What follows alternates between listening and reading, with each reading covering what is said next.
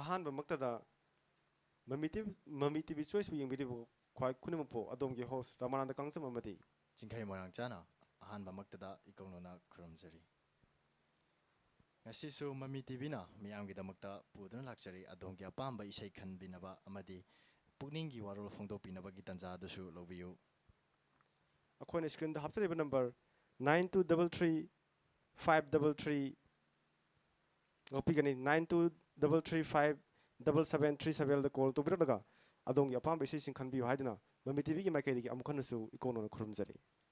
ꯑꯩꯈꯣꯏꯅ ꯉꯁꯤ ꯁꯤꯟꯖꯔꯤꯕ ꯑꯩꯈꯣꯏꯒꯤ ꯃꯃꯤ ꯇꯤꯚꯤ ꯆꯣꯏꯁꯀꯤ ꯑꯩꯈꯣꯏꯒꯤ ꯄꯥꯟꯗꯝ ꯑꯁꯤꯗꯤ ꯏꯔꯝꯗꯝ ꯑꯁꯤꯗ ꯃꯥꯡꯊꯔꯛꯂꯤꯕ ꯏꯅꯥꯠ ꯆꯠꯅꯕꯤ ꯊꯛꯁꯤ ꯈꯥꯁꯤꯁꯤꯡ ꯑꯁꯤꯕꯨ ꯈꯖꯤꯛꯇꯪ ꯑꯣꯏꯔꯕꯁꯨ ꯌꯣꯛꯈꯠꯄ ꯉꯝꯅꯅꯕꯒꯤ ꯄꯥꯟꯗꯝꯗ ꯃꯃꯤ ꯇꯤꯚꯤꯅ ꯁꯤꯟꯖꯕ ꯊꯧꯔꯝ ꯑꯃꯅꯤ ꯑꯃꯨꯛꯀꯁꯨ ꯍꯟꯅ ꯍꯥꯏꯖꯒꯦ ꯑꯩꯈꯣꯏꯒꯤ ꯁ꯭ꯀ꯭ꯔꯤꯟꯗ ꯍꯥꯞꯆꯔꯤꯕ ꯅꯝꯕꯔ 9233577737ꯗ ꯀꯣꯜ ꯇꯧꯕꯤꯔꯛꯂꯒ ꯑꯗꯣꯝꯒꯤ ꯑꯄꯥꯝꯕ ꯏꯁꯩꯁꯤꯡ ꯈꯟꯕꯤꯌꯨ ꯑꯃꯗꯤ ꯃꯃꯤ ꯇꯤꯚꯤꯅ ꯁꯟꯗꯣꯛꯆꯔꯤꯕ ꯄ꯭ꯔꯣꯒ꯭ꯔꯥꯝ ꯑꯁꯤꯕꯨ ꯑꯃꯨꯛꯀ ꯍꯦꯟꯅ ꯃꯤꯌꯥꯝꯗ ꯈꯪꯍꯟꯅꯕ ꯍꯣꯠꯅꯕꯗ ꯑꯗꯣꯝꯒꯤꯁꯨ ꯁꯔꯨꯛ ꯌꯥꯕꯤꯌꯨ ꯍꯥꯏꯗꯨꯅ ꯑꯃꯨꯛ ꯍꯟꯅꯁꯨ ꯈꯨꯔꯨꯝꯖꯔꯤ ꯑꯍꯥꯟꯕꯁꯤꯗꯤ ꯑꯩꯈꯣꯏꯒꯤ ꯃꯃꯤ ꯇꯤꯚꯤꯒꯤ ꯆꯠꯅꯕꯤ ꯑꯃ ꯑꯣꯏꯅ ꯑꯩꯈꯣꯏꯒꯤ ꯂꯩꯕꯥꯛ ꯅꯤꯡꯕ ꯏꯁꯩ ꯍꯥꯟꯅ ꯇꯥꯃꯤꯟꯅꯔꯒ ꯃꯈꯥ ꯇꯥꯕ ꯀꯣꯂꯔꯁꯤꯡ ꯂꯧꯈꯠꯃꯤꯟꯅꯁꯤ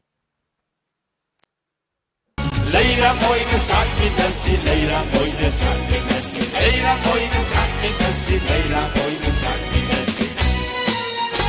Hingminasi aikoi, hingminasi aikoi, hingminasi aikoi, hingminasi aikoi.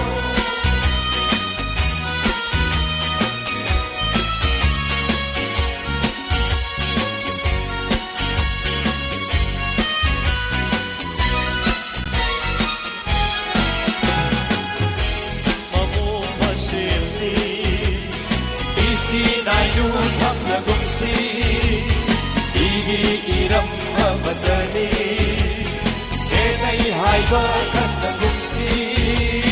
mani mamo paseni sinayu thamna gumsi igi iram amatani kenai haiba thamna gumsi Ingminasi aikoi Ingminasi aikoi Ingminasi aikoi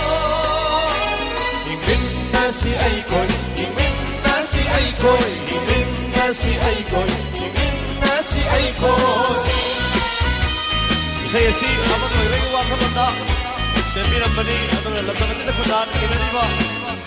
Dilay cha kaya atong mapuruk Hello Hello. Haibiyo mami TV choice ni adongi ming lefam hana thambiyo. I ming Singtham Anil. Koi mingo se dum kari haina ko godom no khangdre khonjel se tar ko yamba hanik te ko jarage ado ngasi yamba na phone to wirei basi akogi isai dugi maming su hana thambiyo yamba. Isai je aina akoi mayam akoi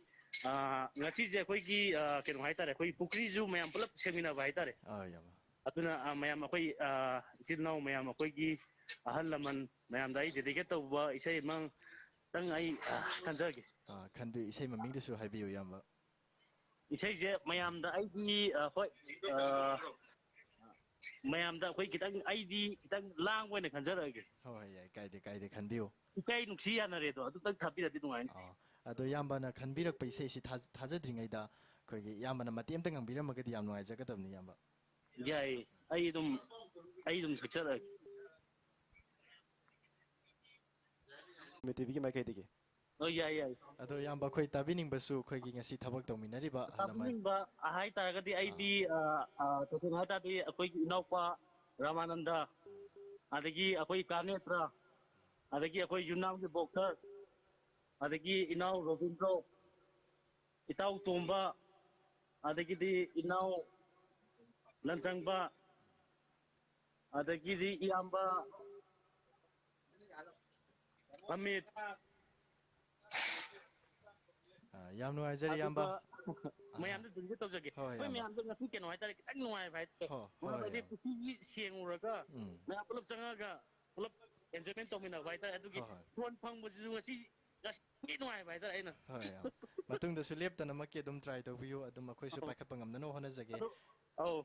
yamba gi sei thajarage tabining basing apuna taminars ꯍꯣꯏ ꯐꯔꯦ ꯐꯔꯦ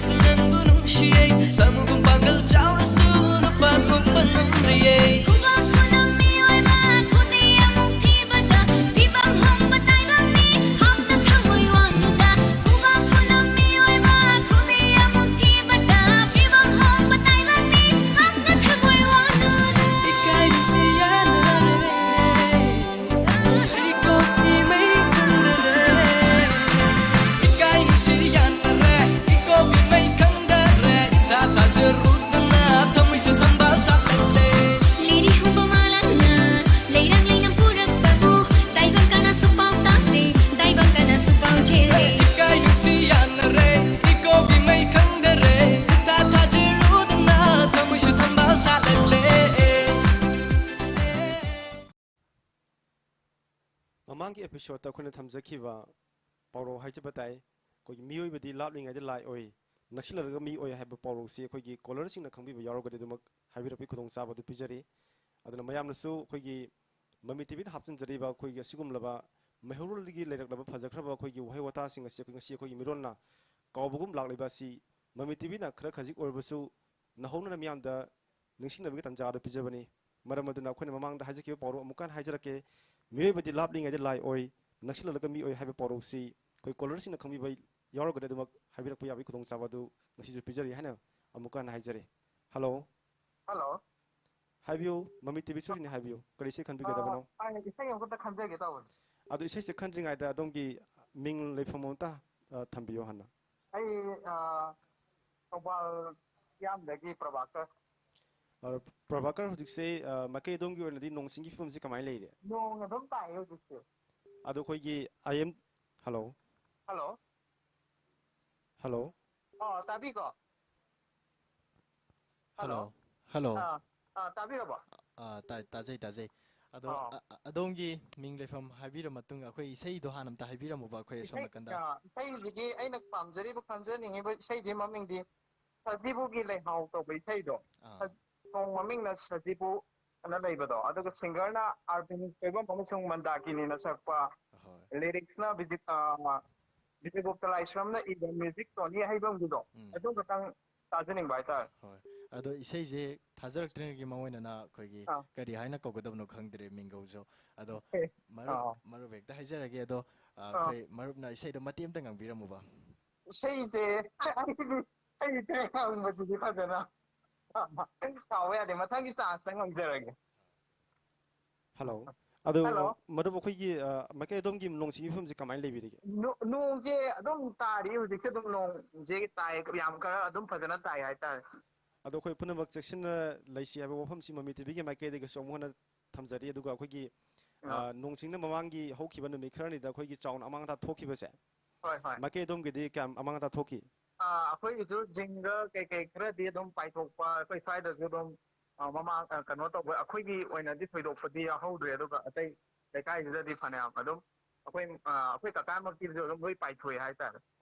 ꯑꯗꯨꯕꯨ ꯃꯍꯧꯁꯥꯒꯤ ꯈꯨꯗꯣꯜꯅꯤ ꯑꯩꯈꯣꯏ ꯄꯨꯝꯅꯃꯛ ꯃꯥꯌꯣꯛꯅꯕ ꯇꯥꯏ ꯑꯗꯨꯕꯨ ꯑꯩꯈꯣꯏ ꯄꯨꯝꯅꯃꯛ ꯆꯦꯛꯁꯤꯟꯅ ꯂꯩꯁꯤ ꯍꯥꯏꯕ ꯋꯥꯐꯝꯁꯤ ꯃꯃꯤ ꯇꯤꯚꯤꯒꯤ ꯃꯥꯏꯀꯩꯗꯒꯤ ꯊꯝꯖꯔꯤ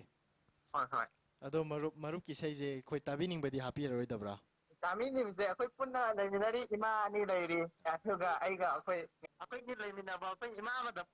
ꯄꯥꯏꯍꯜꯂꯛꯀꯦ ꯌꯥꯏ ꯄꯥꯏꯍꯟꯕꯤꯔꯛꯑꯣ ꯏꯃꯥ ꯑꯣꯏꯔꯕꯁꯨ ꯑꯩꯈꯣꯏꯒꯤ ꯃꯤꯑꯣꯏꯕꯁꯦ ꯅꯥꯞꯄꯤꯉꯩꯗ ꯂꯥꯏ ꯑꯣꯏꯅ ꯀꯥꯟꯗꯅ ꯍꯥꯏꯕꯗꯤ ꯄꯥꯎꯔꯧꯁꯤ ꯀꯩꯅꯣ ꯑꯗꯨ ꯃꯔꯛꯇ ꯀꯩꯅꯣꯝꯇ ꯍꯥꯏꯖꯍꯧꯒꯦ ꯑꯩꯈꯣꯏꯅ ꯍꯪꯖꯔꯤꯕ ꯄꯥꯎꯔꯧꯁꯤ ꯁꯤꯃꯛꯅꯤ ꯍꯥꯏꯕꯗꯤ ꯑꯀꯛꯅꯕ ꯂꯩꯇꯦ ꯑꯩꯈꯣꯏꯒꯤ ꯋꯥꯍꯩꯁꯤꯒ ꯆꯥꯟꯅꯕ ꯑꯗꯨꯝ ꯍꯥꯞꯆꯤꯟꯕꯤꯔꯛꯄ ꯌꯥꯏ ꯍꯥꯏꯗꯤ ꯄꯥꯎꯔꯧꯒꯤ ꯆꯞ ꯆꯥꯕ ꯃꯥꯒꯤ ꯂꯤꯃꯤꯇꯦꯁꯟ ꯂꯩꯇꯦ ꯍꯥꯏꯖꯕ ꯇꯥꯏꯀꯣ ꯑꯗꯨꯅ ꯄꯥꯎꯔꯧꯁꯤ ꯆꯨꯝꯃꯝꯕ ꯆꯨꯝꯃꯝꯗꯕꯒꯤ ꯇꯣꯛꯈ꯭ꯔꯒ ꯃꯔꯨꯞꯀꯤ ꯋꯥꯈꯜꯂꯣꯟꯗ ꯐꯥꯎꯕꯗꯨ ꯈꯛꯇꯅꯤ ꯑꯩꯈꯣꯏꯅ ꯇꯥꯕ ꯄꯥꯝꯖꯔꯤꯕꯁꯤ ꯑꯩꯈꯣꯏ ꯆꯨꯝꯃꯦ ꯑꯩꯈꯣꯏꯒꯤ ꯃꯤꯑꯣꯏꯕꯁꯦ ꯑꯩꯈꯣꯏꯅ ꯀꯩꯒꯨꯝꯕ ꯑꯃ ꯑꯦꯛꯖꯦꯛꯂꯤ ꯀꯩ ꯍꯥꯏꯗꯣꯏꯅꯣ ꯑꯩꯁꯦ ꯃꯁꯤ ꯈꯪꯗ꯭ꯔꯦ ꯑꯍꯥꯟꯕꯒ ꯐꯪꯕ ꯑꯣꯏꯕꯅꯦ ꯍꯣꯏ ꯌꯥꯝ ꯅꯨꯡꯉꯥꯏꯖꯔꯦ ꯑꯗꯣ ꯑꯩꯈꯣꯏ ꯃꯔꯨꯞꯅ ꯇꯥꯕꯤꯅꯤꯡꯗꯅ ꯈꯟꯕꯤꯔꯛꯄ ꯏꯁꯩ ꯑꯩꯈꯣꯏ ꯊꯥꯔꯛꯑꯒꯦ ꯇꯥꯕꯤꯅꯤꯡꯕ ꯃꯌꯥꯝꯒ ꯄꯨꯟꯅ ꯇꯥꯃꯤꯟꯅꯔꯁꯤ ꯊꯦꯡꯛ ꯌꯨ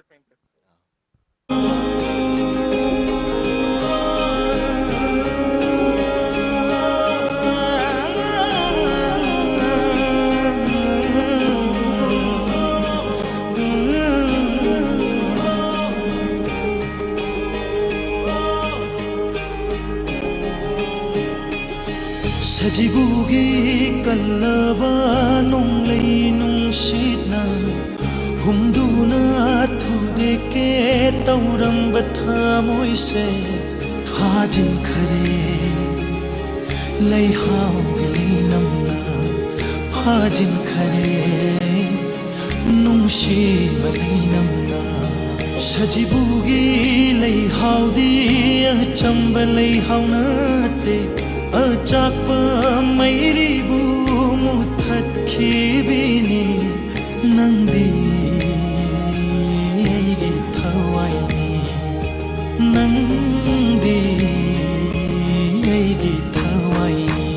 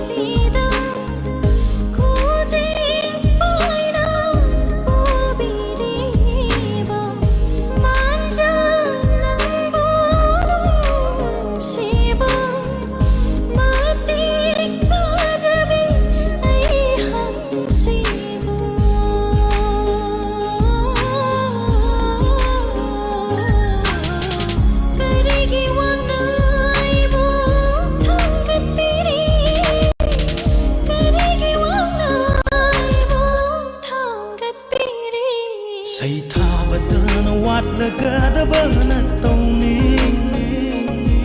ꯐꯖꯕ ꯁꯛꯇꯝꯗꯤ ꯃꯤꯠꯈꯛꯀꯤ ꯁꯔꯨꯛꯅꯤ ꯅꯨꯡꯁꯤꯕꯒꯤ ꯑꯁꯦꯡꯕ ꯁꯛꯇꯝꯗꯤ ꯊꯃꯣꯏꯅꯤ ꯂꯝꯕꯤ ꯑꯆꯤꯛꯄ ꯊꯥꯖꯒꯤ ꯁꯛꯇꯝꯅꯤ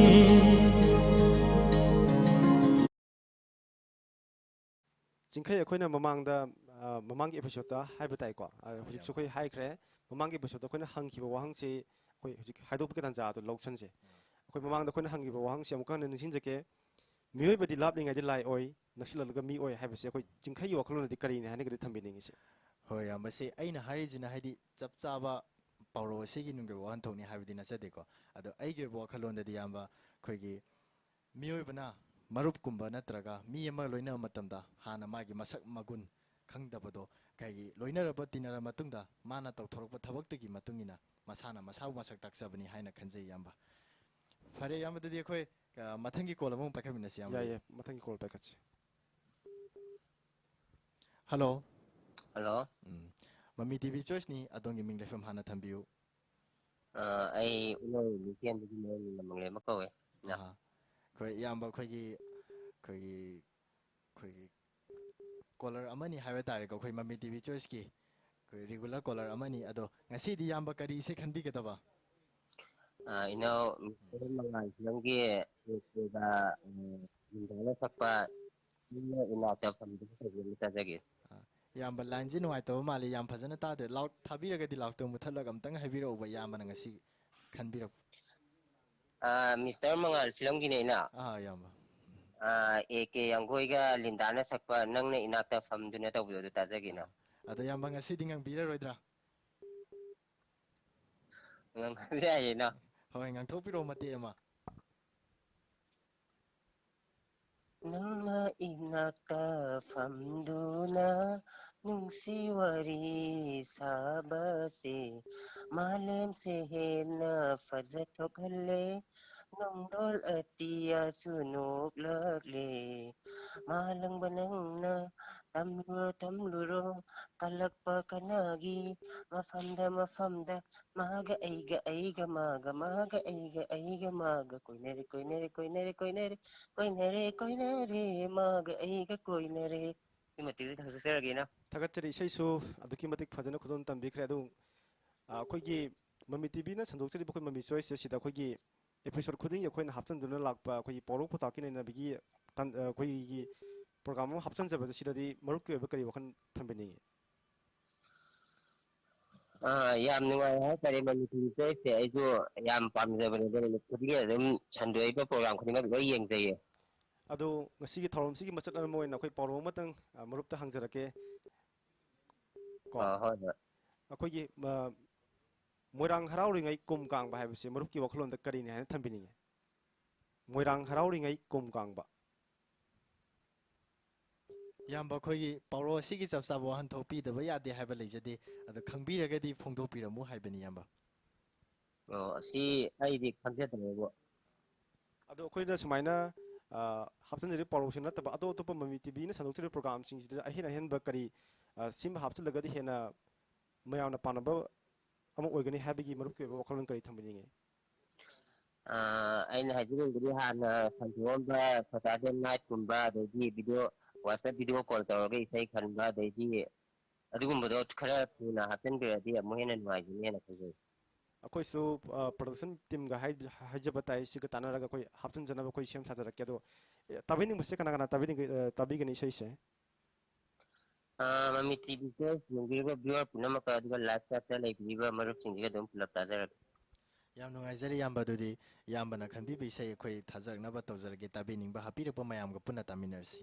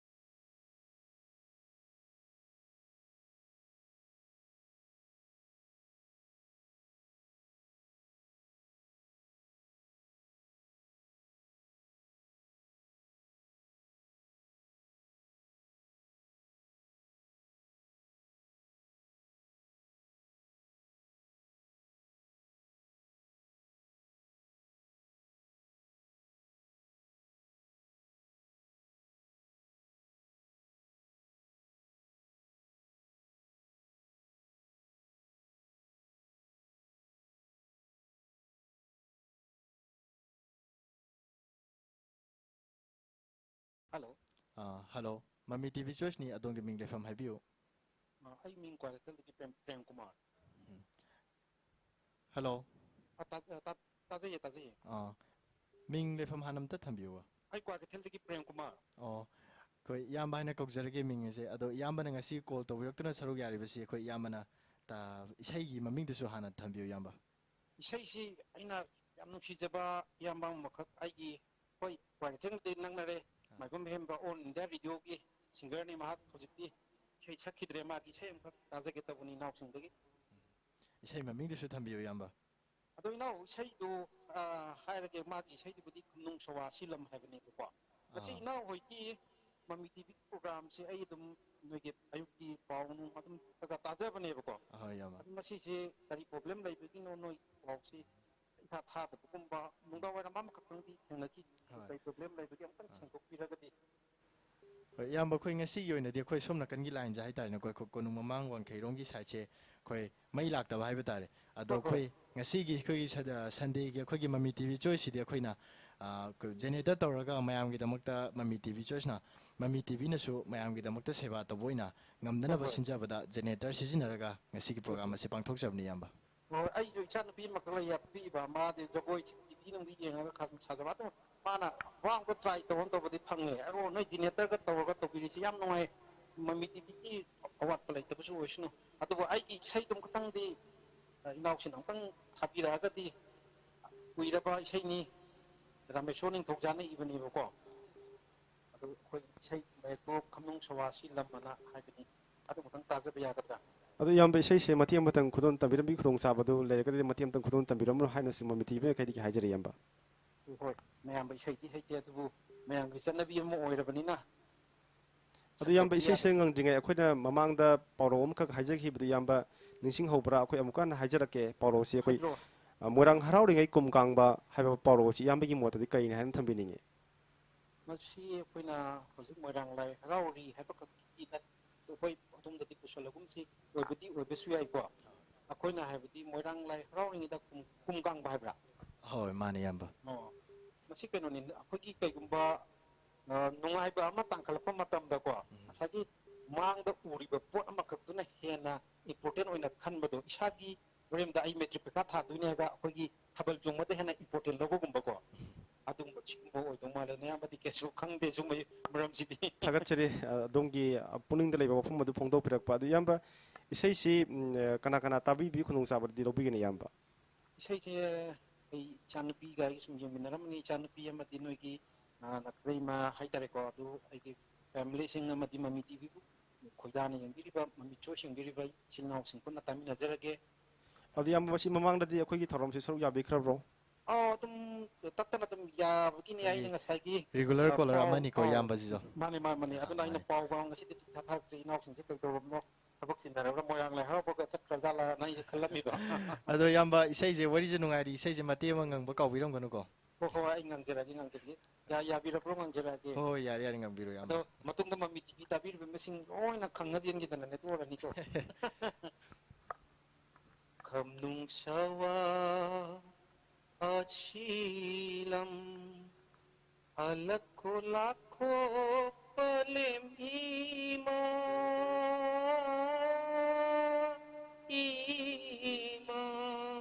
Now, solution there again. tagachari imabu sei tha bai sei am su khan bi re ado isai tam gadam ne ba isai ga tam bro ga yamba jibo Kapai Tinoda, Hosiki Yamba, my Bumhambaki, say Sita, but Puki Imalabaki has war with Madame Jida Hapetang. I am the Sukitan Kuning Lotion, which no one can yamba origin singer de gidi ko yamba jina hena dum phaja to khimale Nasikari, Mami Tibiki, Puki, Chenama, Tazama, Bima Yago, Mamai Papato, Masi Yavdina. yamba khoi mi be ha si akhoi gi ana yek lak pa si su khoi tamanga bana te aduna ma si akhoi gi khoi ana ba ma yaw tana ma si adugi achin ba lei digi ma si saru ya ba ngam tre Chasu Sai, the Misha Sabina no using the Paxilang Banina. I think Praise Kitaba have a city at Dukatik, our Nonjun Chak Habanati Hajariba. What Pare say that happy on Miam, the scholar, Miam Iron money. ꯀꯩꯒꯨꯝꯕ ꯈꯨꯗꯣꯡꯆꯥꯕ ꯑꯃꯇ ꯂꯧ ꯍꯥꯏꯖꯍꯧꯒꯦ ꯏꯌꯥꯝꯕ ꯑꯩꯈꯣꯏꯒꯤ ꯃꯃꯥꯡꯒꯤ ꯏꯄꯤꯁꯣꯗꯇ ꯐꯝꯈꯤꯕ ꯑꯩꯈꯣꯏꯒꯤ host ꯍꯥꯏꯖꯕ ꯇꯥꯔꯦ ꯑꯗꯣ ꯑꯩꯈꯣꯏ ꯁ꯭ꯇꯥꯐꯁꯤꯡꯁꯦ ꯑꯗꯨꯝ ꯌꯥꯝꯕꯅ ꯃꯔꯝ ꯑꯣꯏꯔꯒ ꯑꯩꯈꯣꯏꯒꯤ ꯔꯣꯇꯦꯁꯟ ꯆꯠꯂꯒ ꯇꯧꯕ ꯀꯥꯟꯗ ꯑꯩꯈꯣꯏꯒꯤ ꯃꯥꯒꯤ ꯄꯥꯂꯤ ꯇꯥꯕ ꯍꯥꯏꯕꯗꯣ ꯑꯗꯨꯒꯤ ꯂꯥꯛꯇꯅ ꯉꯁꯤꯁꯨ ꯃꯃꯥꯡꯗ ꯐꯝꯕꯤꯔꯝꯕ ꯑꯩꯈꯣꯏ ꯏꯆꯦ ꯃꯟꯗꯤꯅꯥꯁꯨ ꯃꯥꯒꯤ ꯄꯥꯂꯤ ꯑꯣꯏꯗꯕꯅ ꯑꯩ ꯑꯣꯏꯅ ꯇꯥꯕꯒꯤ ꯑꯩ ꯑꯣꯏꯅ ꯐꯝꯖꯔꯦ ꯏꯌꯥꯝꯕ ꯑꯗꯣ ꯑꯩꯈꯣꯏ ꯃꯊꯪ ꯍꯣꯡꯉ ꯂꯥꯛꯄ ꯀꯥꯟꯗ ꯑꯃꯨꯛꯀ ꯑꯩꯈꯣꯏꯒꯤ ꯏꯌꯥꯝꯕꯒꯤ ꯏꯆꯦ ꯊꯥꯖꯃꯥꯟꯕꯤꯁꯨ ꯐꯝꯍꯟꯖꯔꯛꯀꯦ ꯏꯌꯥꯝꯕ ꯌꯥꯝ ꯅꯨꯡꯉꯥꯏꯖꯩ ꯌꯥꯝ ꯅꯨꯡꯉꯥꯏꯖꯩ ꯃꯃꯤ ꯇꯤꯚꯤꯒꯤ ꯏꯅꯥꯎꯁꯤꯡ ꯐꯝꯄꯥꯛꯇ ꯐꯝꯕꯤꯔꯤꯕ ꯏꯅꯥꯎꯁꯤꯡꯒꯤ ꯈꯣꯟꯖꯦꯜ ꯇꯥꯕꯗ ꯀꯔꯤꯗꯕꯨ ꯆꯥꯡꯗꯝꯅꯔꯨꯅꯦꯒꯦꯅꯦ ꯑꯗꯨꯛꯀꯤ ꯃꯇꯤꯛ ꯈꯣꯏꯊꯨꯝꯅꯈ꯭ꯔꯦ ꯅꯣꯏꯒꯤ ꯑꯣꯖꯥ ꯒꯨꯔꯨꯒ ꯅꯥꯏꯕ꯭ꯔꯣ ꯇꯝꯕꯤꯅꯕ ꯑꯩꯈꯣꯏ ꯑꯣꯖꯥꯁꯦ ꯑꯩꯈꯣꯏ ꯑꯗꯨꯝ ꯅꯥꯏ ꯑꯩꯁꯨ ꯑꯃꯨꯛꯇꯪ ꯂꯥꯛꯆꯅꯤꯡꯕ ꯍꯥꯏꯇꯥꯔꯦ ꯑꯗꯨꯝ ꯂꯥꯛꯄꯤꯌꯨ ꯏꯌꯥꯝꯕ ꯑꯗꯣ ꯍꯣꯏ ꯐꯔꯦ ꯑꯗꯣ ꯏꯌꯥꯝꯕꯅ ꯉꯁꯤ ꯈꯟꯕꯤꯕ ꯏꯁꯩ ꯊꯥꯖꯔꯛꯅꯕ ꯊꯥꯖꯔꯛꯑꯒꯦ ꯀꯣꯜ ꯇꯧꯕꯤꯔꯛꯇꯨꯅ ꯁꯔꯨꯛ ꯌꯥꯕꯤꯕꯒꯤꯗꯃꯛꯇ ꯊꯥꯒꯠꯆꯔꯤ ꯏꯌꯥꯝꯕꯁꯨ ꯅꯨꯡꯉꯥꯏꯖꯩ ꯅꯨꯡꯉꯥꯏꯖꯩ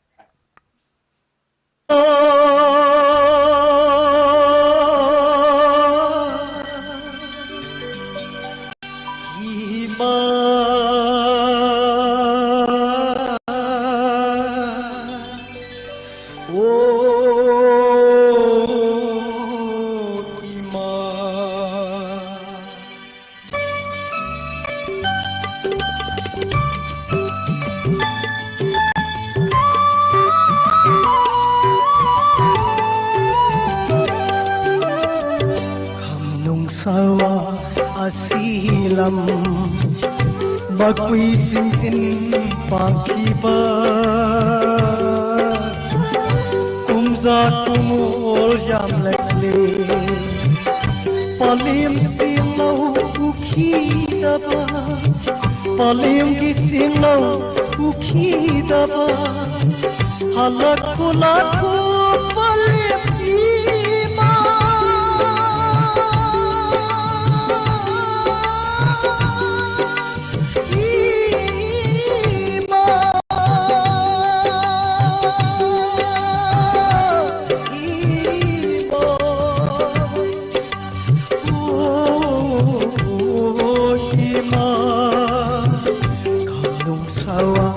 Asilam Kandung sawa asilam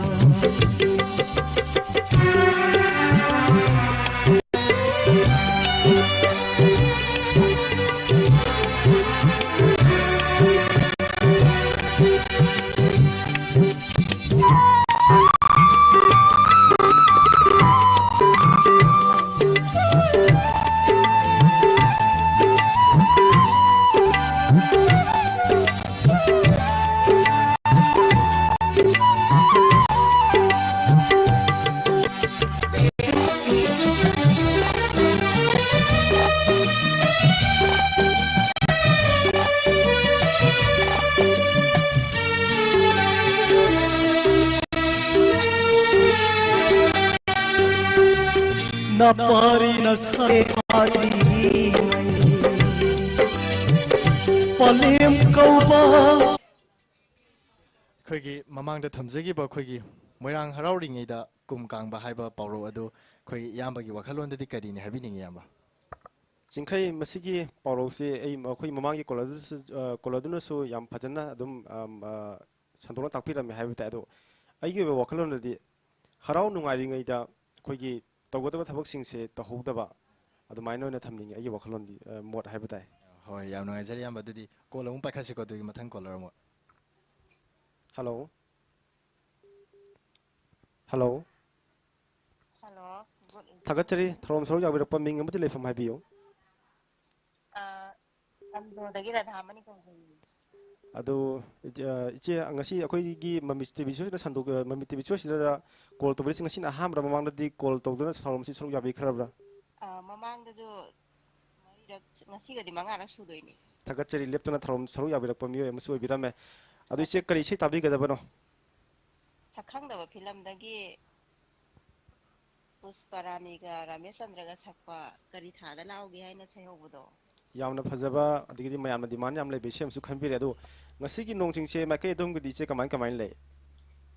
No, Sinju Somadi Amkana di Tade, Kazik Karagadi Kiaga, the Hosisi lady. ꯑꯗꯣ ꯑꯩꯈꯣꯏ ꯄꯨꯝꯅꯃꯛ ꯆꯦꯛꯁꯤꯟꯅ ꯂꯩꯃꯤꯟꯅꯁꯤ ꯍꯥꯏꯕ ꯋꯥꯐꯝꯁꯤ ꯃꯃꯤ ꯇꯤꯚꯤꯒꯤ ꯃꯥꯏꯀꯩꯗꯒꯤ ꯏꯆꯦ ꯑꯃꯨꯛꯀ ꯍꯟꯅ ꯊꯝꯖꯒꯦ ꯑꯗꯣ ꯏꯆꯦꯒꯤꯗꯤ ꯇꯥꯕꯤꯅꯤꯡꯕꯗꯤ ꯍꯥꯞꯄꯤꯔꯔꯣꯏꯗ꯭ꯔꯥ ꯏꯁꯩꯁꯦ Tabining Baze, Mammy TV and Giva, the Koi Manungi 미호신가 좀 뿐나 다저러기 ꯑꯗꯣ ꯏꯆꯦ ꯑꯩꯈꯣꯏ ꯏꯁꯩꯁꯦ ꯊꯥꯖꯔꯛꯇ꯭ꯔꯤꯉꯩꯒꯤ ꯃꯥꯡꯑꯣꯏꯅꯅ ꯏꯆꯦꯅ ꯏꯁꯩꯁꯦ ꯃꯇꯦꯛ ꯑꯃꯇ ꯉꯪꯕꯤꯔꯝꯃꯒꯗꯤ ꯌꯥꯝ ꯅꯨꯡꯉꯥꯏꯖꯒꯗꯕꯅꯤ ꯏꯆꯦ ꯍꯣꯏ ꯉꯥꯡꯖꯔꯛꯀꯦ ꯑꯋꯥꯕ ꯑꯍꯤꯡꯒꯤ ꯑꯃꯝꯕ ꯀꯣꯛꯇꯨꯅ ꯅꯤꯡꯇꯝꯕꯒꯤ sorry kari kari thada lakuge mera thada laksira hail thada laora porbaton ngaijari ingin thasu pamjade langban thasu paknade Indo lairana satpakar ningon pugning khoi da jai kari thade laoge mera thada ꯏꯁꯩꯁꯨ ꯌꯥꯝ ꯐꯖꯅ ꯁꯛꯄꯤꯈ꯭ꯔꯦ ꯏꯆꯦ ꯏꯁꯩ ꯑꯅꯤꯃꯛ ꯐꯖꯩ ꯑꯩꯈꯣꯏ ꯏꯆꯦ ꯑꯃꯗꯨꯅ ꯃꯊꯪꯒꯤ ꯊꯝꯕꯤꯔꯣ ꯑꯗꯣ ꯏꯆꯦꯒꯤ ꯏꯁꯩꯁꯦ ꯑꯩꯈꯣꯏ ꯏꯆꯦꯒ ꯍꯥꯏꯇꯥꯔꯦꯅꯦꯀꯣ ꯏꯆꯦꯅ ꯌꯥꯝ ꯄꯥꯝꯅꯁꯨ ꯁꯛꯄꯤꯕ ꯃꯥꯜꯂꯤ ꯌꯥꯝꯅꯁꯨ ꯐꯖꯩ ꯑꯗꯣ ꯏꯆꯦꯒ ꯀꯔꯤ ꯃꯔꯤꯅꯣꯕ ꯂꯩꯅꯩꯁꯦ ꯏꯁꯩꯁꯤꯒ ꯍꯥꯏꯗꯤ ꯌꯥꯝꯅ ꯌꯦꯅꯤꯡꯊꯥ ꯈꯣꯏꯗꯥꯅ ꯁꯛꯄ ꯍꯥꯏꯕ ꯇꯥꯏꯀꯣ ꯍꯣꯏ ꯍꯥꯏꯕꯗꯤ ꯏꯆꯦꯒꯤ ꯋꯥꯈꯜꯂꯣꯟꯗ ꯍꯥꯏꯕ ꯇꯥꯔꯦꯀꯣ ꯋꯥꯈꯜ ꯅꯨꯡꯉꯥꯏꯕ ꯑꯩꯈꯣꯏ ꯌꯦꯅꯤꯡꯊꯥꯒ ꯂꯥꯛꯄꯒꯤ ꯑꯩꯈꯣꯏꯒꯤ ꯇꯥꯕꯤꯅꯤꯡꯉꯤꯔꯥ ꯅꯠꯇ꯭ꯔꯒ ꯀꯃꯥꯏꯅ ꯇꯧꯕꯅꯣ ꯏꯆꯦꯒꯤ ꯏꯁꯩꯁꯤꯕꯣ ꯅꯤꯡꯊꯥ ꯂꯥꯛꯄꯩꯁꯨ ꯅꯠꯇꯦ ꯏꯁꯩꯗꯨ ꯐꯤꯂꯝꯗꯨ ꯌꯦꯡꯕ ꯀꯥꯟꯗ ꯌꯥꯝ ꯅꯨꯡꯁꯤꯈꯤꯕ ꯑꯗꯨꯒꯤ ꯄꯥꯝꯖꯗꯅ ꯈꯟꯖꯔꯛꯄꯅꯤꯗ ꯑꯗꯨ ꯏꯆꯦ ꯑꯩꯈꯣꯏ ꯃꯃꯤ ꯇꯤꯚꯤꯅ ꯁꯟꯗꯣꯛꯆꯔꯤꯕ ꯊꯧꯔꯝꯁꯤꯡꯁꯦ ꯂꯦꯞꯇꯅ ꯑꯗꯨꯝ ꯌꯦꯡꯕꯤꯕ꯭ꯔꯥ ꯏꯆꯦ ꯍꯣꯏ ꯌꯦꯡꯖꯩꯌꯦ ꯑꯗꯣ ꯉꯁꯤꯁꯦ ꯑꯩꯈꯣꯏꯒꯤ ꯀꯣꯅꯨꯡ ꯃꯃꯥꯡ ꯍꯥꯏꯕ ꯇꯥꯏ ꯏꯆꯦ ꯁꯥꯏꯒꯤ ꯑꯩꯈꯣꯏꯒꯤ ꯃꯅꯤꯄꯨꯔ ꯑꯣꯟꯂꯥꯏꯟ ꯁꯣꯞꯄꯤꯡ ꯂꯩꯔꯤꯕ ꯁꯥꯏꯒꯤ ꯖꯒꯥ ꯑꯁꯤ ꯑꯩꯈꯣꯏ ꯃꯩꯒꯤ ꯈꯨꯗꯣꯡꯆꯥꯕꯁꯤ ꯉꯁꯤꯒꯤ ꯑꯣꯏꯅ ꯐꯪꯗꯦꯕꯀꯣ ꯑꯗꯨꯅ ꯑꯩꯈꯣꯏꯒꯤ ꯅ꯭ꯌꯨꯁ ꯆꯦꯅꯦꯜꯁꯤꯡ ꯑꯗꯒꯤ ꯑꯇꯣꯞꯄ ꯊꯧꯔꯝꯁꯤꯡꯁꯨ ꯑꯩꯈꯣꯏ ꯂꯦꯞꯄꯒ ꯂꯩꯖꯩ ꯍꯥꯏꯕ ꯇꯥꯏ ꯑꯗꯨ ꯃꯃꯤ ꯇꯤꯚꯤ ꯁꯣꯏꯁꯦ ꯑꯩꯈꯣꯏꯒꯤ ꯀꯣꯂꯔ ꯃꯌꯥꯝꯅꯁꯨ ꯑꯗꯨꯒ ꯃꯌꯥꯝꯅꯁꯨ ꯌꯥꯝꯅ ꯁꯞꯄꯣꯔꯠ ꯇꯧꯕ ꯄ꯭ꯔꯣꯒ꯭ꯔꯥꯝ ꯑꯃ ꯑꯣꯏꯕꯅꯤꯅ ꯑꯩꯈꯣꯏ ꯖꯦꯅꯦꯔꯦꯇꯔ ꯊꯥꯒꯠꯂꯒ ꯑꯩꯈꯣꯏ ꯃꯌꯥꯝꯒꯤ ꯁꯣꯏꯗꯅꯕꯅ ꯑꯩꯈꯣꯏꯁꯤ ꯄ꯭ꯔꯣꯒ꯭ꯔꯥꯝꯁꯤ ꯁꯦꯝꯗꯣꯛꯆꯕꯅꯤ ꯃꯥꯄꯟ ꯐꯥꯎꯕꯗꯤ ꯑꯩꯈꯣꯏ ꯄ꯭ꯔꯣꯒ꯭ꯔꯥꯝꯁꯤ ꯂꯦꯞꯇꯅ ꯃꯄꯥꯟꯒꯤ ꯄꯥꯎꯁꯨ ꯑꯩꯈꯣꯏ ꯑꯗꯨꯝ ꯊꯥꯅꯕꯁꯤ ꯌꯥꯝ ꯀꯟꯅ ꯍꯣꯠꯅꯖꯔꯤ ꯍꯥꯏꯕ ꯇꯥꯏ ꯑꯗꯨꯅ ꯃꯔꯤ ꯂꯩꯅꯕꯁꯤꯡꯅꯁꯨ ꯃꯥꯏꯀꯩ ꯁꯣꯝꯒꯤ ꯂꯩꯔꯤꯕ ꯃꯩꯒꯤ ꯈꯨꯗꯣꯡꯆꯥꯕꯁꯤ ꯌꯦꯡꯕꯤꯔꯒ ꯑꯊꯨꯕꯗ ꯃꯩ ꯊꯥꯕꯤꯔꯛꯎ ꯍꯥꯏꯕꯁꯤꯁꯨ ꯏꯆꯦ ꯑꯩꯈꯣꯏ ꯃꯃꯤ ꯇꯤꯚꯤꯒꯤ ꯃꯥꯏꯀꯩꯗꯒꯤ ꯃꯔꯤ ꯂꯩꯅꯕꯁꯤꯡꯗ ꯍꯥꯏꯖꯕꯤ ꯈꯨꯗꯣꯡꯆꯥꯕ ꯏꯆꯦ ꯂꯧꯖꯒꯦ ꯑꯗꯣ ꯑꯩꯈꯣꯏꯒꯤ ꯊꯧꯔꯝꯁꯤꯒꯤ ꯃꯆꯠ ꯑꯃ ꯑꯣꯏꯅ ꯏꯆꯦ ꯑꯩꯈꯣꯏꯒꯤ ꯄꯣꯔꯣ ꯄꯥꯎꯇꯥꯛ ꯅꯩꯅꯕꯒꯤ ꯃꯇꯦꯛ ꯑꯃ ꯍꯥꯞꯆꯤꯟꯖꯔꯛꯄꯁꯤ ꯁꯤꯗꯗꯤ ꯏꯆꯦꯒꯤ ꯑꯣꯏꯕ ꯀꯔꯤ ꯃꯣꯠ ꯂꯩꯕꯤ ꯏꯆꯦ ꯌꯥꯝꯅ ꯄꯨꯛꯅꯤꯡ ꯂꯧꯁꯤꯡ ꯒ꯭ꯌꯥꯟ ꯑꯣꯏꯕ ꯄ꯭ꯔꯣꯒ꯭ꯔꯥꯝꯅꯤ ꯍꯥꯏꯅ ꯂꯧꯖꯩ ꯑꯗꯣ ꯆꯤꯡꯈꯩ ꯏꯆꯦꯁꯨ ꯉꯁꯤꯒꯤ ꯀꯣꯂꯔ ꯑꯃ ꯑꯣꯏꯅ ꯑꯗꯨꯝ ꯑꯩꯈꯣꯏ ꯁꯤꯗ ꯁꯔꯨꯛ ꯌꯥꯔꯤꯕꯅꯤꯅ ꯏꯆꯦꯗ ꯄꯥꯎꯔꯧ ꯑꯝꯇꯪ ꯍꯪꯕꯤ ꯈꯨꯗꯣꯡꯆꯥꯕꯗꯨ ꯂꯧꯁꯤ ꯍꯪꯁꯤ ꯑꯃ ꯑꯗꯣ ꯏꯆꯦ ꯉꯁꯤ ꯑꯩꯈꯣꯏꯒꯤ ꯊꯧꯔꯝ ꯑꯁꯤꯕꯨ ꯁꯔꯨꯛ ꯌꯥꯕꯤꯕ ꯑꯣꯏꯅ ꯑꯩꯈꯣꯏ ꯅꯅꯥꯎꯁꯤꯡꯅ ꯄꯥꯎꯔꯧ ꯑꯝꯇ ꯏꯆꯦꯒꯤ ꯃꯐꯝꯗ ꯊꯝꯖꯒꯦ ꯑꯩꯈꯣꯏꯒꯤ ꯄꯥꯎꯔꯧ ꯑꯗꯨꯗꯤ ꯀꯔꯝꯕ ꯈꯟꯁꯤꯒꯦ ꯌꯥꯝꯕ ꯄꯥꯎꯔꯧꯁꯤ ꯌꯥꯝꯃꯟꯕꯅ ꯄꯥꯎꯔꯧꯁꯤ ꯑꯩꯈꯣꯏꯒꯤ ꯃꯇꯩ ꯑꯍꯟꯒꯤ ꯆꯥꯛꯇꯣ ꯄꯤꯕꯁꯦ ꯏꯆꯦ ꯁꯤ ꯑꯣꯏꯅ ꯍꯥꯏꯔꯁꯤ ꯏꯆꯦ ꯑꯃꯨꯛ ꯀꯟꯅ ꯅꯤꯡꯁꯤꯡꯖꯒꯦ ꯑꯩꯈꯣꯏꯒꯤ ꯃꯇꯩ ꯑꯍꯟꯒꯤ ꯆꯥꯛ ꯇꯣꯠꯄꯤꯕ ꯍꯥꯏꯕ ꯄꯥꯎꯔꯧ ꯑꯁꯤꯒꯤ ꯅꯨꯡꯒꯤ ꯑꯣꯏꯕ ꯑꯔꯊꯁꯤ ꯏꯆꯦꯒꯤ ꯋꯥꯈꯜꯂꯣꯟꯗꯗꯤ ꯀꯔꯤꯅꯤ ꯍꯥꯏꯅ ꯊꯝꯕꯤꯅꯤꯡꯉꯤꯁꯦ ꯃꯇꯩ ꯑꯍꯟꯒꯤ ꯏꯆꯦ ꯀꯩꯝꯇ ꯄꯥꯈꯠꯄꯤꯒꯅꯨ ꯑꯩꯈꯣꯏꯅ ꯍꯪꯖꯔꯤꯕꯁꯤꯁꯦ ꯑꯩꯈꯣꯏꯒꯤ ꯄꯥꯎꯔꯧ ꯍꯥꯏꯕꯁꯤ ꯃꯥꯒꯤ ꯆꯞ ꯆꯥꯕ ꯁꯤꯃꯛꯅꯤ ꯍꯥꯏꯕꯗꯨꯃꯛꯇꯤ ꯂꯩꯇꯦ ꯆꯥꯅꯕ ꯑꯗꯨꯃꯛ ꯏꯆꯦꯒꯤ ꯋꯥꯈꯜꯂꯣꯟꯗ ꯐꯥꯎꯔꯛꯄ ꯁꯤ ꯑꯣꯏꯔꯝꯕ ꯌꯥꯏ ꯍꯥꯏꯕꯗꯨ ꯏꯆꯦꯅ ꯑꯗꯨꯝ ꯁꯤꯌꯔ ꯇꯧꯕꯤꯔꯛꯑꯣ ꯑꯩꯈꯣꯏꯅ ꯍꯪꯖꯔꯤꯕꯁꯤ ꯑꯩꯈꯣꯏꯒꯤ ꯃꯩꯍꯧꯔꯣꯟꯗꯒꯤ ꯂꯩꯔꯛꯂꯕ ꯑꯩꯈꯣꯏ ꯐꯖꯈ꯭ꯔꯕ ꯋꯥꯍꯩ ꯋꯥꯇꯥꯁꯤꯡꯁꯦ ꯉꯁꯤꯒꯤ ꯃꯤꯔꯣꯟꯅꯗꯤ ꯏꯆꯦ ꯁꯤꯖꯤꯟꯅꯈꯤꯗꯕ ꯀꯥꯎꯕꯒꯨꯝ ꯍꯥꯏꯖꯕ ꯇꯥꯏ ꯏꯆꯦꯀꯣ ꯊꯣꯏꯗꯣꯛꯅ ꯁꯤꯖꯤꯟꯅꯕꯒꯤ ꯃꯃꯤ ꯇꯥꯗ꯭ꯔꯦ ꯑꯗꯨꯅ ꯃꯃꯤ ꯇꯤꯚꯤꯅ ꯁꯟꯗꯣꯛꯆꯔꯤꯕ ꯑꯩꯈꯣꯏꯒꯤ ꯃꯃꯤ ꯆꯣꯏꯁ ꯑꯁꯤꯗ ꯏꯁꯩ ꯈꯛ ꯈꯟꯕꯒꯤ ꯈꯨꯗꯣꯡꯆꯥꯕ ꯅꯠꯇꯅ ꯄꯥꯎꯔꯧꯁꯤꯡ ꯑꯁꯤꯁꯨ ꯃꯤꯑꯣꯏ ꯈꯨꯗꯤꯡꯗ ꯅꯩꯅꯕꯒꯤ ꯈꯨꯗꯣꯡꯆꯥꯕꯗꯨ ꯃꯃꯤ ꯇꯤꯚꯤꯅ ꯄꯤꯖꯕꯅꯤ ꯏꯆꯦ ꯑꯗꯨꯅ ꯑꯩꯈꯣꯏꯅ ꯍꯧꯖꯤꯛ ꯍꯪꯖꯈ꯭ꯔꯤꯕ ꯋꯥꯍꯪ ꯃꯇꯩ ꯑꯍꯟꯒꯤ ꯆꯥꯛ ꯇꯣꯠꯄꯤꯕꯁꯤ ꯏꯆꯦꯒꯤ ꯋꯥꯈꯜꯂꯣꯟꯗ ꯏꯅꯥꯎꯁꯤꯡꯒꯤ ꯍꯪꯕꯤꯔꯤꯕ ꯋꯥꯍꯪꯁꯤ ꯁꯤ ꯑꯣꯏꯔꯝꯒꯅꯤ ꯍꯥꯏꯕ ꯏꯆꯦꯒꯤ ꯋꯥꯈꯜꯂꯣꯟꯗꯨ ꯑꯗꯨ ꯃꯇꯦꯡ ꯑꯃ ꯊꯝꯕꯤꯌꯨ ꯍꯥꯏꯅꯁꯨ ꯍꯥꯏꯖꯔꯤ ꯏꯆꯦ ꯃꯇꯩ ꯑꯍꯟꯒꯤ ꯆꯥꯛ ꯇꯣꯠꯄꯤꯕ ꯍꯥꯏꯕꯁꯤꯗ ꯃꯅꯥꯎꯅꯨꯄꯤꯗꯨꯅ ꯊꯕꯛ ꯐꯃꯟꯕꯗꯒꯤꯅꯦ ꯊꯕꯛꯇꯣ ꯃꯇꯩ ꯑꯍꯟꯒꯤ ꯆꯥꯛ ꯇꯣꯠꯄꯤ ꯍꯥꯏꯕ ꯄ꯭ꯔꯃꯥꯟꯗꯨ ꯂꯩ ꯑꯗꯨ ꯑꯣꯏꯒꯅꯤ ꯈꯜꯂꯤ ꯍꯣꯏ ꯌꯥꯝꯅ ꯃꯔꯤꯛ ꯆꯨꯝꯅꯁꯨ ꯍꯥꯏꯕꯤꯈ꯭ꯔꯦ ꯏꯆꯦ ꯑꯩꯈꯣꯏ ꯏꯆꯦꯅ ꯄꯥꯝꯅ ꯈꯟꯕꯤꯕ ꯏꯁꯩ ꯑꯩꯈꯣꯏ ꯊꯥꯖꯔꯒꯦ ꯑꯩꯈꯣꯏ ꯃꯌꯥꯝꯒ ꯈꯟꯕꯤꯕ ꯃꯌꯥꯝ ꯄꯨꯟꯅ ꯇꯥꯃꯤꯟꯅꯔꯁꯤ ꯍꯣꯏ ꯊꯥꯒꯠꯆꯔꯤ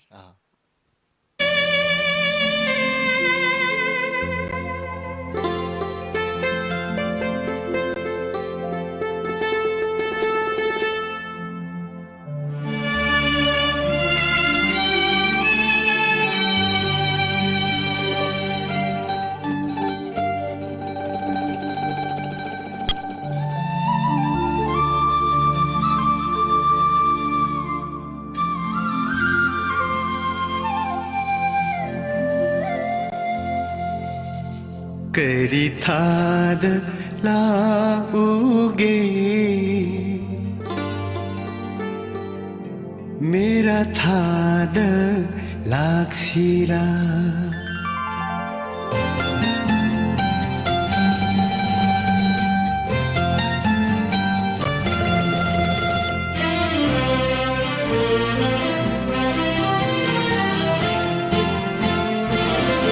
करी थाद लाऊगे मेरा थाद लाक्सिरा भाइरेन थाद लाऊरा बुरबार तो ngaizeri Ingin thashu amjadi langmal thashu patmeli kundulai ranga shapaka ningon pupinan khunda jeli kari thad laguge mera thad laksira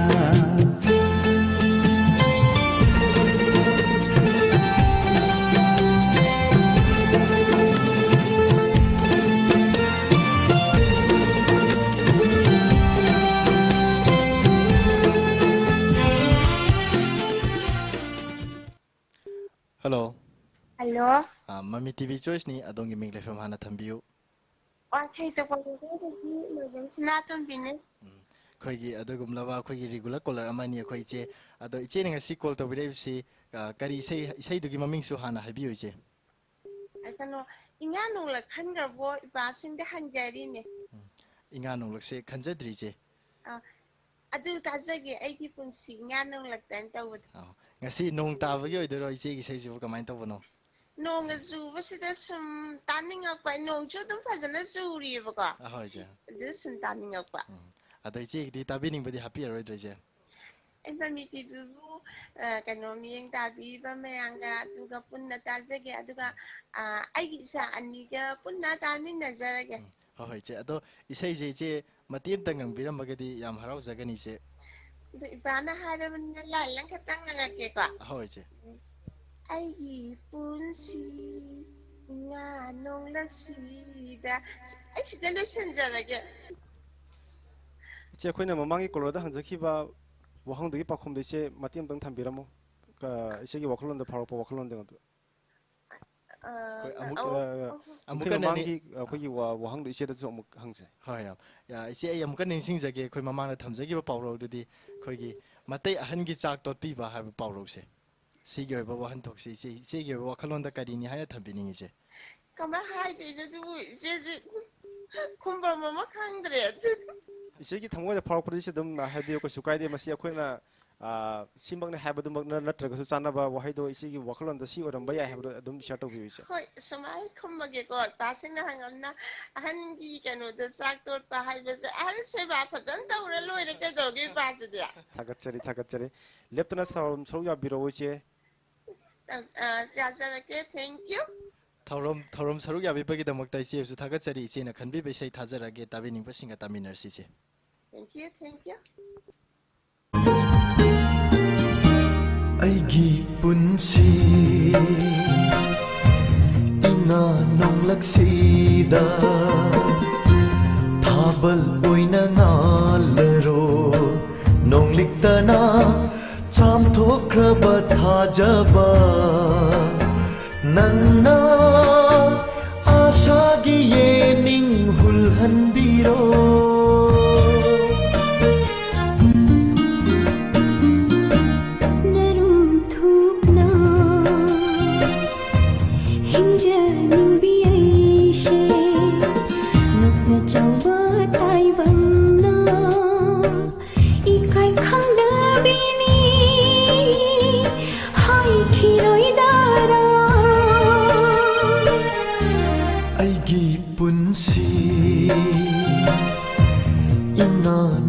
sida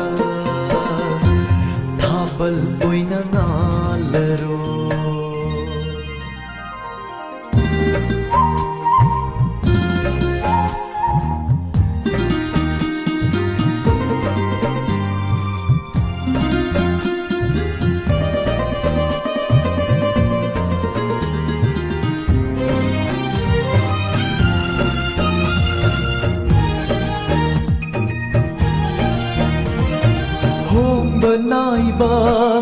ꯂꯝꯒꯤ ꯈꯣꯡꯆꯠ ꯅꯪꯁꯨ ꯋꯥꯍꯪ ꯀꯌꯥ ꯍꯪꯂꯅꯨ ꯑꯩꯈꯣꯏ ꯉꯁꯤꯒꯤ ꯑꯣꯏꯅꯗꯤ ꯑꯩꯈꯣꯏꯒꯤ ꯅꯣꯡ ꯆꯤꯡꯒꯤ ꯃꯩꯒꯤ ꯐꯤꯕꯝ ꯐꯠꯇꯕꯅ ꯑꯩꯈꯣꯏ ꯉꯁꯤ ꯄ꯭ꯔꯣꯒ꯭ꯔꯥꯝ ꯑꯁꯤ ꯈꯔ ꯇꯦꯟꯁꯤꯟꯖꯔꯒꯦ ꯑꯗꯣ ꯄ꯭ꯔꯣꯒ꯭ꯔꯥꯝꯁꯤ ꯇꯦꯟꯁꯤꯟꯗ꯭ꯔꯤꯉꯩꯒꯤ ꯃꯥꯡꯑꯣꯏꯅꯅ ꯏꯌꯥꯝꯕ ꯉꯁꯥꯏ ꯑꯩꯈꯣꯏꯒꯤ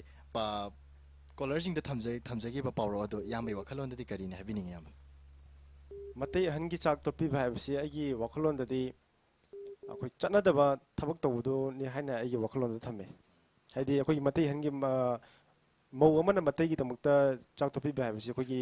ꯇꯧꯍꯩꯗꯕ ꯍꯥꯏꯕ ꯇꯥꯏ ꯑꯩꯈꯣꯏꯅ ꯑꯗꯨꯃꯥꯏꯅ ꯊꯝꯅꯤꯡꯉꯦ ꯍꯥꯏꯕ ꯇꯥꯏ ꯑꯗꯣ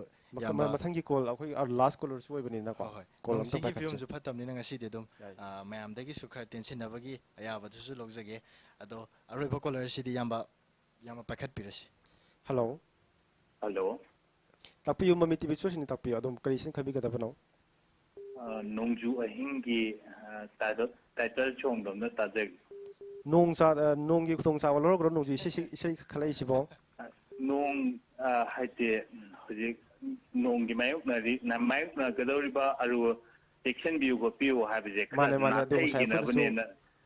ꯊꯧꯔꯝꯁꯤ ꯍꯧꯔꯛꯄꯗ ꯑꯗꯨꯝ ꯍꯥꯏꯈ꯭ꯔꯦ ꯑꯗꯣ ꯃꯥꯏꯀꯩꯗꯣꯝꯒꯤꯗꯤ ꯍꯧꯖꯤꯛ ꯍꯧꯖꯤꯛꯀꯤ ꯑꯣꯏꯕ ꯅꯣꯡ-ꯁꯤꯡꯒꯤ ꯐꯤꯕꯝꯁꯤ ꯀꯃꯥꯏꯅ ꯂꯩꯕꯤ ꯃꯔꯨꯞ ꯅꯣꯡꯁꯦ ꯈꯔꯗꯤ ꯑꯗꯨꯝ ꯇꯥꯏꯌꯦ ꯇꯞꯅ ꯇꯥꯔꯤꯕ ꯑꯗꯨꯝ ꯑꯗꯣ ꯑꯩꯈꯣꯏ ꯃꯃꯥꯡꯒꯤ ꯂꯦꯟ ꯌꯥꯎꯕ ꯅꯣꯡ ꯆꯨꯈꯤꯕ ꯑꯗꯨꯗ ꯃꯥꯏꯀꯩꯗꯣꯝꯒꯤ ꯑꯣꯏꯅꯗꯤ ꯀꯔꯤ ꯀꯔꯤ ꯑꯁꯣꯛ ꯑꯄꯟ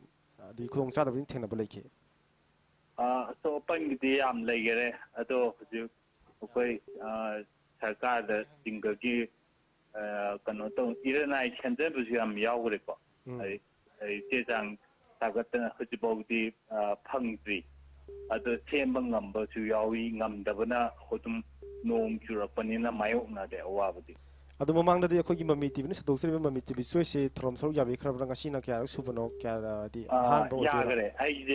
ꯑꯩꯁꯦ ꯁꯔꯨꯛ ꯑꯗꯨꯝ ꯌꯥꯏ ꯐꯥꯔꯁꯇ ꯑꯦꯡꯀꯔ ꯂꯦꯇꯦꯁ ꯑꯅꯤ ꯀꯔꯤ ꯃꯃꯤꯡ ꯑꯗꯨꯝ ꯁꯔꯨꯛ ꯌꯥꯕꯅꯦ ꯑꯩ ꯃꯤꯡꯗꯤ ꯀꯥꯎꯊꯣꯛꯈ꯭ꯔꯦ ꯊꯥꯒꯠꯆꯔꯤ ꯂꯦꯞꯇꯅ ꯊꯧꯔꯝ ꯁꯔꯨꯛ ꯌꯥꯕꯤꯔꯛꯄ ꯑꯗꯣ ꯑꯩꯈꯣꯏ ꯀꯣꯜ ꯇꯧꯕꯤꯔꯛꯏꯕꯁꯤꯒꯤ ꯑꯩꯈꯣꯏ ꯃꯔꯨꯞ ꯍꯥꯏꯖꯕ ꯇꯥꯔꯦ ꯑꯩꯈꯣꯏ ꯃꯤꯡ ꯂꯩꯐꯝꯗꯣ ꯑꯝꯇꯪ ꯍꯥꯏꯕꯤꯌꯨꯕ ꯃꯔꯨꯞ ꯑꯩ ꯁꯤꯡꯖꯃꯩ ꯂꯩꯁꯥꯡꯊꯦꯝ ꯂꯩꯀꯥꯏꯗꯒꯤ ꯁꯨꯁꯤꯜ ꯁꯥꯏꯈꯣꯝ ꯑꯗꯣ ꯑꯩꯈꯣꯏ ꯇꯥꯕꯤꯅꯤꯡꯕ ꯍꯥꯞꯀꯗꯕꯗꯤ ꯊꯣꯏꯗꯣꯛꯄ ꯂꯩꯇꯕ꯭ꯔꯥ ꯇꯥꯕꯤꯅꯤꯡꯕꯁꯦ ꯑꯩꯈꯣꯏ ꯃꯃꯤ ꯇꯤꯚꯤꯕꯨ ꯌꯦꯡꯕꯤꯔꯤꯕ ꯚꯤꯌꯣꯔꯁ ꯑꯗꯒꯤ ꯂꯥꯛꯀꯗꯧꯔꯤꯕ ꯅꯣꯡꯒꯤ ꯃꯥꯌꯣꯛꯅꯕꯁꯤꯡ ꯏꯁꯩꯁꯦ ꯇꯥꯔꯒ ꯅꯥꯊꯩꯕ ꯑꯣꯏꯒꯁꯅꯣꯅ ꯃꯣꯏꯗꯁꯨ ꯗꯦꯗꯤꯀꯦꯠ ꯇꯧꯖꯔꯒꯦ ꯌꯥꯝ ꯅꯨꯡꯉꯥꯏꯖꯩ ꯀꯣꯜ ꯇꯧꯕꯤꯔꯛꯇꯨꯅ ꯁꯔꯨꯛ ꯌꯥꯕꯤꯕꯒꯤꯗꯃꯛꯇ ꯑꯗꯣꯝꯕꯨꯁꯨ ꯍꯥꯏꯅꯤꯡꯉꯥꯏ ꯂꯩꯇꯅ ꯊꯥꯒꯠꯆꯔꯤ ꯏꯁꯩ ꯊꯥꯖꯔꯛꯑꯒꯦ ꯇꯥꯃꯤꯟꯅꯔꯁꯤ ꯊꯦꯡꯛ ꯌꯨ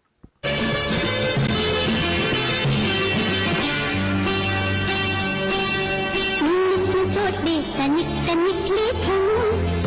निक चोटने तनिक तनिक तनिक ले थम तावरों तावरी आई मंजू आई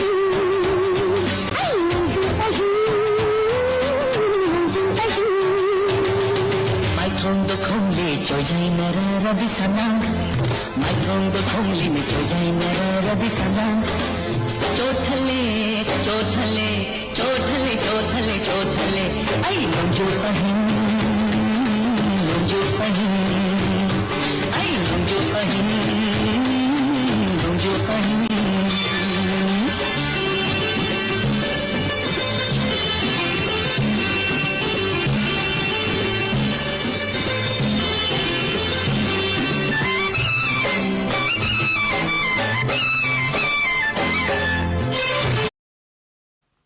ꯑꯩꯈꯣꯏ ꯋꯥꯔꯧꯕꯤꯕ ꯌꯥꯗꯦ ꯑꯩꯈꯣꯏ ꯃꯃꯥꯡꯒꯤ episode manadabana ngasigi mai singi nongi film na phatabna maram oiraga koi aroi bo ina muka khoi caller ama muka paikhatsage hello hello haibiyo mami tv choice ni adongi ming le fam hana thambiyo aigi ming nongyai lakpa angom aduga aigi leifam sina uripok tagini ado hoji nong isingi film ju phate hairuni na mai su akoi su kano tawre but aina tv yengi ai marak sida akoi mai mut kraga su kano tawraga su mami tv gi oina akoi chatharak program asida akoi saruk yaduna hoji kano tawduna haidi mayam da khangan na ba thambire se masimati yam nongai jare adubo aigi oiba aroi be sei amatangi kano tawjage akoi Canada akoi Ojakun Joy Kumar gi isai hai tare ko ꯍꯥꯏꯕꯤꯌꯨ ꯑꯩꯈꯣꯏꯒꯤ ꯀꯅꯥꯗ ꯁꯤꯟꯅꯅꯤ ꯐꯤꯔꯥꯜ ꯍꯥꯏꯅ ꯍꯥꯏꯕ ꯏꯁꯩꯗꯣ ꯃꯗꯨꯒꯤꯗꯨꯇꯪ ꯑꯃꯨꯛꯇꯪ ꯊꯥꯕꯤꯔꯛꯑꯒꯗꯤ ꯌꯥꯝꯅ ꯅꯨꯡꯉꯥꯏꯖꯒꯅꯤ ꯍꯥꯏꯅ ꯃꯃꯤ ꯇꯤꯚꯤ ꯆꯣꯏꯁꯀꯤ ꯃꯥꯏꯀꯩꯗ ꯑꯩꯈꯣꯏ ꯅꯤꯡꯁꯤꯡꯖꯔꯤ ꯊꯥꯒꯠꯆꯔꯤ ꯃꯔꯨꯞ ꯌꯥꯝꯅ ꯐꯖꯕ ꯏꯁꯩ ꯑꯃꯁꯨ ꯈꯟꯕꯤꯔꯛꯑꯦ ꯑꯗꯣ ꯉꯁꯤꯒꯤ ꯅꯣꯡꯁꯤꯡꯒꯤ ꯐꯤꯕꯝꯗꯤ ꯃꯥꯏꯀꯩ ꯑꯗꯣꯝꯕꯨꯗꯤ ꯀꯔꯝꯍꯥꯏꯅ ꯂꯩꯔꯤ ꯃꯥꯏꯀꯩ ꯁꯣꯝꯗꯁꯨ ꯑꯩꯈꯣꯏꯒꯤ ꯃꯩꯁꯦ ꯑꯩꯈꯣꯏꯒꯤ ꯀꯩꯅꯣ ꯌꯦꯡꯉꯤꯉꯩ ꯀꯩꯅꯣ ꯇꯧꯔꯤꯉꯩꯗ ꯃꯩꯁꯦ ꯃꯨꯠꯊꯣꯛꯈ꯭ꯔꯦ ꯍꯥꯏꯇꯥꯔꯦ ꯑꯗꯣ ꯃꯃꯤ ꯇꯤꯚꯤꯒꯤꯁꯨ ꯍꯧꯖꯤꯛ ꯀꯩꯅꯣ ꯇꯧꯔꯤꯉꯩꯁꯤ ꯇꯥꯟꯖꯥꯁꯤꯗ ꯑꯩꯈꯣꯏ ꯀꯃꯥꯏꯅ ꯃꯦꯅꯦꯖ ꯇꯧꯕꯤꯒꯦ ꯍꯥꯏꯕꯁꯤꯁꯨ ꯑꯗꯨꯝ ꯑꯩꯈꯣꯏ ꯁꯤꯁꯨ ꯃꯌꯥꯝꯗ ꯑꯗꯨꯝ ꯈꯤꯇꯪꯈꯛ ꯑꯁꯨꯝ ꯍꯪꯅꯤꯡꯕ ꯋꯥꯍꯪ ꯑꯃꯁꯨ ꯑꯣꯏꯕ꯭ꯔꯥꯅ ꯁꯨꯝ ꯑꯩꯉꯣꯟꯗ ꯁꯨꯝ ꯈꯟꯖꯕ ꯍꯥꯏꯇꯥꯔꯦ ꯆꯨꯝꯃꯤ ꯃꯔꯨꯞ ꯑꯗꯣ ꯑꯩꯈꯣꯏꯒꯤꯁꯨ ꯃꯥꯏꯀꯩ ꯁꯣꯝ ꯑꯩꯈꯣꯏ ꯀꯣꯅꯨꯡꯃꯥꯡ ꯍꯥꯏꯔꯤꯕ ꯖꯒꯥ ꯑꯁꯤꯒꯤꯁꯨ ꯑꯩꯈꯣꯏꯒꯤ ꯃꯩꯁꯤ ꯉꯁꯥꯏ ꯑꯌꯨꯛꯇꯒꯤ ꯂꯥꯛꯇꯦ ꯍꯥꯏꯕ ꯇꯥꯏꯀꯣ ꯑꯗꯨꯅ ꯄꯥꯎꯁꯤꯡꯁꯨ ꯑꯩꯈꯣꯏꯅ ꯁꯟꯗꯣꯛꯄꯗ ꯈꯔ ꯈꯨꯗꯣꯡꯆꯥꯗꯕ ꯑꯗꯨꯝ ꯃꯥꯌꯣꯛꯅꯔꯤ ꯑꯗꯨꯅ ꯑꯩꯈꯣꯏꯒꯤ ꯍꯧꯖꯤꯛꯁꯨ ꯑꯗꯨꯃꯛ ꯃꯩꯁꯦ ꯃꯨꯠꯂꯤ ꯑꯗꯨꯅ ꯑꯩꯈꯣꯏ ꯖꯦꯅꯦꯔꯦꯇꯔ ꯊꯧꯔꯥꯡ ꯇꯧꯔꯒ ꯑꯩꯈꯣꯏꯒꯤ ꯃꯌꯥꯝꯅ ꯌꯥꯝꯅ ꯄꯥꯝꯅꯔꯤꯕ ꯄ꯭ꯔꯣꯒ꯭ꯔꯥꯝ ꯑꯁꯤ ꯁꯟꯗꯣꯛꯇꯕ ꯌꯥꯗꯦ ꯍꯥꯏꯕꯒꯤ ꯋꯥꯈꯜꯂꯣꯟꯗ ꯍꯧꯖꯤꯛꯁꯨ ꯑꯩꯈꯣꯏ ꯖꯦꯅꯦꯔꯦꯇꯔ ꯉꯪꯉꯒ ꯁꯟꯗꯣꯛꯆꯔꯤ ꯍꯥꯏꯕ ꯇꯥꯏ ꯑꯩꯈꯣꯏꯒꯤ ꯄꯥꯎꯁꯨ ꯉꯁꯥꯏꯗꯒꯤ ꯑꯩꯈꯣꯏꯒꯤ ꯂꯦꯞꯇꯅ ꯁꯟꯗꯣꯛꯄ ꯃꯃꯥꯡꯉꯩꯗꯤ ꯁꯟꯗꯣꯛꯄ ꯑꯗꯨꯃꯥꯏꯅ ꯉꯁꯤꯒꯤ ꯁꯟꯗꯣꯛꯆꯕꯒꯤ ꯈꯨꯗꯣꯡꯆꯥꯕ ꯐꯪꯈꯤꯗ꯭ꯔꯦ ꯑꯗꯨꯒ ꯂꯣꯏꯅꯅ ꯑꯩꯈꯣꯏꯒꯤ ꯃꯃꯤ ꯇꯤꯚꯤ ꯆꯣꯏꯁꯁꯤꯁꯨ ꯇꯦꯛꯅꯤꯀꯦꯜ ꯏꯔꯔ ꯈꯔ ꯂꯩꯗꯅ ꯑꯩꯈꯣꯏ ꯃꯩ ꯈꯨꯗꯣꯡꯆꯥꯕꯁꯤ ꯐꯪꯗꯕꯅꯤꯅ ꯑꯩꯈꯣꯏ ꯈꯔ ꯊꯦꯡꯗꯣꯛꯈ꯭ꯔꯦ ꯍꯥꯏꯕ ꯇꯥꯏ ꯑꯗꯨꯒ ꯑꯩꯈꯣꯏ ꯃꯥꯄꯟꯒꯤ ꯄꯥꯎꯗꯤ ꯑꯗꯨꯝ ꯃꯌꯥꯝꯅ ꯑꯗꯨꯝ ꯁꯟꯗꯣꯛꯆꯅꯕꯤ ꯈꯨꯗꯣꯡꯆꯥꯕꯗꯨ ꯑꯩꯈꯣꯏ ꯁꯦꯝ ꯁꯥꯖꯔꯤ ꯃꯌꯥꯝꯅꯁꯨ ꯃꯤꯠꯌꯦꯡ ꯇꯥꯕꯤꯌꯨ ꯍꯥꯏꯕ ꯋꯥꯐꯝꯁꯤ ꯊꯝꯖꯔꯤ ꯌꯥꯝ ꯅꯨꯡꯉꯥꯏꯖꯔꯦ ꯃꯃꯤ ꯇꯤꯚꯤꯕꯨ ꯑꯗꯨꯕꯨ ꯏꯁꯣꯏ ꯁꯣꯏꯗꯅꯃꯛ ꯑꯩꯒꯤ ꯏꯁꯩ ꯑꯗꯨ ꯈꯟꯕꯤꯈꯤꯕ ꯏꯁꯩ ꯑꯗꯨꯃꯛ ꯊꯥꯕꯤꯔꯛꯅꯕꯒꯤꯗꯃꯛꯇ ꯃꯃꯤ ꯇꯤꯚꯤꯗꯁꯨ ꯑꯩ ꯍꯥꯏꯖꯔꯤ ꯏꯁꯩꯗꯤ ꯈꯤꯇꯪ ꯀꯨꯏꯔꯕꯅꯤ ꯑꯗꯨꯕꯨ ꯑꯩꯅ ꯁꯦꯡꯅ ꯍꯥꯏꯔꯀꯥꯟꯗ ꯑꯣꯖꯥ ꯈꯨꯟꯖꯣꯏ ꯀꯨꯃꯥꯔꯒꯤ ꯏꯁꯩ ꯃꯌꯥꯝ ꯑꯃ ꯂꯩꯈꯤꯗ꯭ꯔꯦꯀꯣ ꯑꯣꯖꯥꯁꯤ ꯑꯗꯨꯕꯨ ꯏꯁꯩ ꯃꯌꯥꯝ ꯑꯃ ꯃꯥꯒꯤ ꯄꯨꯌꯥꯒꯤ ꯁꯤꯔꯤꯁ ꯃꯌꯥꯝ ꯑꯃꯁꯨ ꯁꯛꯑꯝꯃꯤ ꯑꯗꯨꯕꯨ ꯑꯩꯅ ꯉꯁꯤ ꯄꯥꯝꯖꯔꯤꯕ ꯁꯤꯆꯨꯋꯦꯁꯟ ꯑꯁꯤꯒ ꯂꯣꯏꯅꯔꯤꯕ ꯏꯔꯣꯏꯅꯅ ꯑꯩꯅ ꯄꯥꯝꯖꯕ ꯍꯥꯏꯔꯒꯗꯤ ꯀꯅꯥꯗ ꯁꯤꯟꯅꯒꯅꯤ ꯐꯤꯔꯥꯜ ꯑꯁꯤ ꯍꯥꯏꯕ ꯏꯁꯩ ꯑꯁꯤ ꯑꯃꯨꯛꯇꯪꯗꯤ ꯃꯌꯥꯝꯗ ꯈꯨꯗꯣꯜ ꯇꯝꯕꯤꯅꯕꯗꯨꯃ ꯑꯩ ꯃꯃꯤ ꯇꯤꯚꯤꯒꯤ ꯆꯣꯏꯁꯀꯤ ꯃꯥꯏꯀꯩꯗ ꯔꯤꯀ꯭ꯋꯦꯁ ꯇꯧꯖꯔꯤ ꯍꯥꯏꯕ ꯋꯥꯐꯝ ꯑꯗꯨꯃꯇꯪꯒ ꯑꯩ ꯊꯝꯖꯒꯦ ꯊꯥꯒꯠꯆꯔꯤ ꯑꯩꯈꯣꯏ ꯀꯣꯜ ꯇꯧꯕꯤꯔꯛꯇꯨꯅ ꯁꯔꯨꯛ ꯌꯥꯕꯤꯕꯒꯤꯗꯃꯛꯇ ꯑꯃꯨꯛꯀ ꯍꯟꯅ ꯑꯔꯣꯏꯕꯗ ꯊꯥꯒꯠꯄ ꯐꯣꯡꯗꯣꯛꯆꯔꯤ ꯑꯗꯣꯝꯒꯤ ꯏꯁꯩ ꯊꯥꯖꯔꯒꯦ ꯄꯨꯟꯅ ꯇꯥꯃꯤꯟꯅꯔꯁꯤ ꯏꯔꯥꯜ ꯑꯁꯦ ꯀꯅꯥꯗ ꯍꯥꯞꯀꯅꯤ ꯄꯣꯠꯊꯨꯝ ꯑꯁꯦ ꯈꯜꯂꯛꯂꯤ ꯍꯧꯈ꯭ꯔꯕ ꯃꯄꯣꯛꯀꯤ ꯃꯤꯑꯣꯏꯅ ꯏꯔꯛꯂꯦ ꯃꯥꯂꯦꯝꯒꯤ ꯁꯪꯒꯥꯏꯗ ꯀꯣꯏꯅ ꯀꯅꯥꯗ ꯁꯤꯟꯒꯅꯤ 이란 다시 나가다 진간이 이란 다시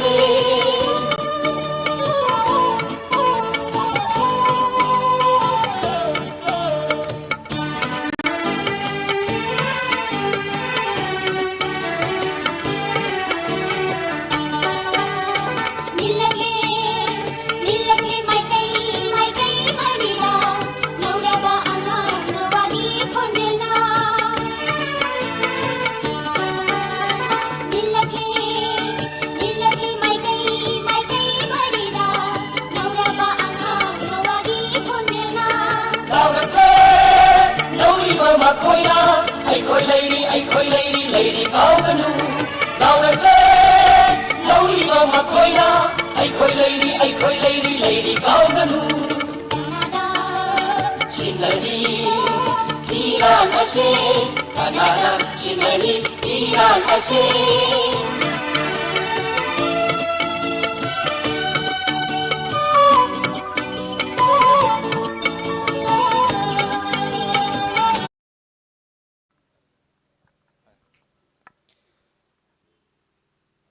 ngasi akhoi mami tv gi